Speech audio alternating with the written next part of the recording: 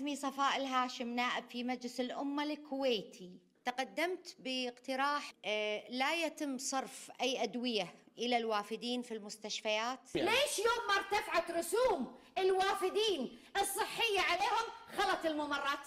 الله كلهم طابوا. إن ميزاننا اختل بوجود وافدين بهذا الكم. إيه سائق سائق سائق سائق سائق سائق، ليش أجيب الكهربائي من مصر؟ طباخ طباخ طباخ، ايش تبي؟ الوافدين بالمهن هذه أكلوا الأخضر واليابس، ويطلع يتملين نشوفه يملك قرى في ديرة، قرى سياحية ومدري شنو، وكل ما تسأل من يملك هالقرية قالوا لك هذا كان يشتغل في الكويت.